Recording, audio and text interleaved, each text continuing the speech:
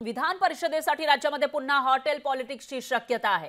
मग या महायुतीमध्ये मतांची गोळाबेरीज करण्यासाठी रस्सीखेच सुरू आहे। तर विधान परिषदेच्या 9 जागा जिंकण्याचं महायुतीचं उद्दिष्ट आहे। मग या राष्ट्रवादी शिवसेनेचे आमदार गळाला लागण्याची शक्यता आहे।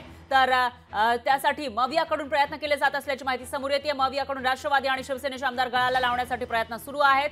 तर विधान परिषदेच्या 11 जागांसाठी 12 जुलै रोजी मतदान होणार आहे। विधानसभेतील संख्याबळानुसार भाजपच्या 5 जागा येऊ शकतात, तर राष्ट्रवादी शिवसेना प्रत्येकी 2 जागांसाठी प्रयत्न करू शकतात। मात्र अशामध्येच विरोधी पक्षही आपले उमेदवार निवडून आणण्यासाठी या ठिकाणी पुरेपूर प्रयत्न करण्याची शक्यता आहे। आणि त्या पार्श्वभूमीवर महायुतीमधील काही आमदारांना फोडण्यासाठी मवियाकडून प्रयत्न होण्याची शक्यता वर्तवली जाते आणि त्यामुळे पुन्हा एकदा राज्यामध्ये हॉटेल पॉलिटिक्स पाहायला मिळण्याची शक्यता आहे। आपापले आमदारांना पक्षांकडून हॉटेलमध्ये आणून ठेवलं जाईल अशी शक्यता वर्तवली जाते। काही वर्षांपूर्वी महाराष्ट्रामध्ये हे सगळं चित्र पाहायला मिळालं होतं आणि आता पुन्हा एकदा तसंच काहीसं महाराष्ट्रामध्ये पाहायला मिळू शकतं। याआधी 2022 मध्ये सर्व आमदारांना हॉटेलमध्ये आणून ठेवलेलं होतं। आपापल्या आमदारांची सोय या ठिकाणी करण्यात आली होती प्रत्येक पक्षाकडून। मात्र त्याच वेळेला विधान परिषदेची निवडणूक झाल्यानंतर पक्ष फुटल्याचं पाहायला मिळालं होतं, सरकार कोसळलं होतं आणि आता जेव्हा विधान परिषदेची निवडणूक लागलेली आहे त्यावेळेला हॉटेल पॉलिटिक्स होण्याची शक्यता आहे। त्यामुळे आता नेमकं काय काय होतं ते बघावं लागेल।